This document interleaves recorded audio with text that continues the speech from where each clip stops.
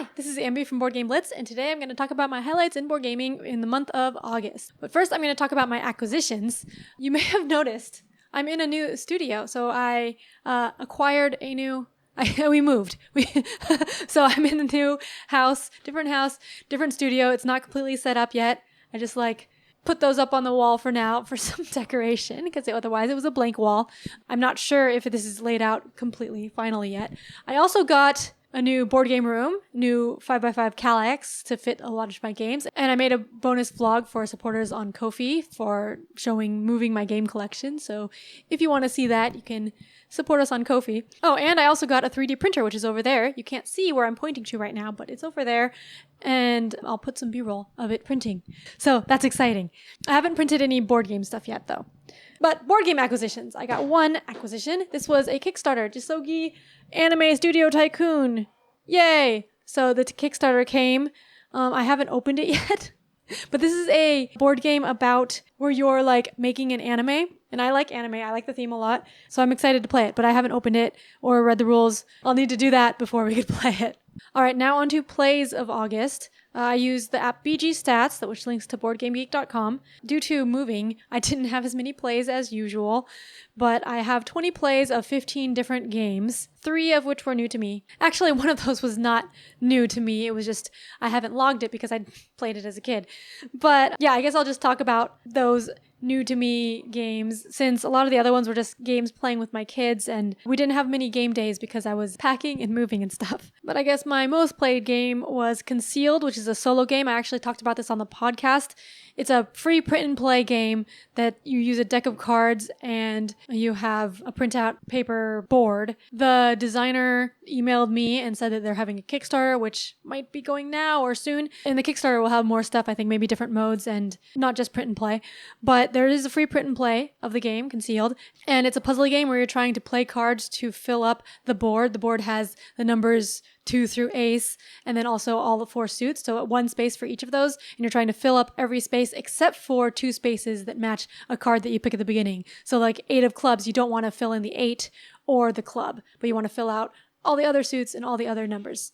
And to do that, you're playing cards. There's different ways you play cards. You could play just the rank of the card, but you have to play 3 cards, and then you have to fill in those numbers. So if you play a 2, 3, and ace, then you have to put those in those spots. And then once you have a spot filled, you can't play there anymore. So you can't play another 2 there because it's already filled up. Another way, you can add 2 cards to make a number, or you can play 3 cards of the same suit to play the suit space.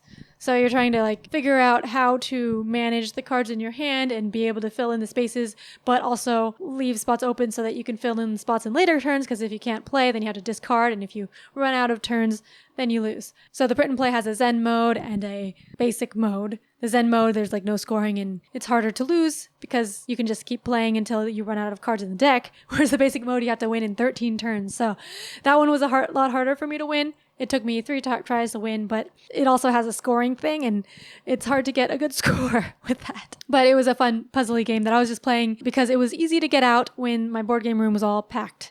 All right, and then I went to the library, and the library has games now in the children's section, which is exciting. So I played some games with my kids there, and we tried out Taco, Cat, Goat, Cheese, Pizza. My kids aren't quite old enough for that yet. They're 5 years old, and Taco, Cat, Goat, Cheese, Pizza is a speed game where you're slapping the cards. So you're flipping over these cards that have different things on them, like taco or cat or goat or cheese or pizza or something else. And so you flip one over and say taco, and then the next one say cat. And so you're just taking turns flipping over and saying that order, repeating that over and over again. And if it matches what you say, then you slap it. I think the slowest person to slap it has to take the pile, and you're trying to get rid of your pile. So my kids they weren't following the rules very well.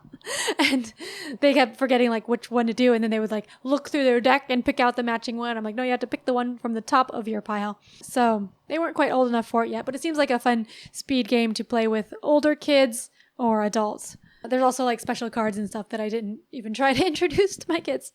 But yeah, that was exciting that my library has board games now, and I might be able to donate some of my old games to there, maybe, if my kids are willing to part with them.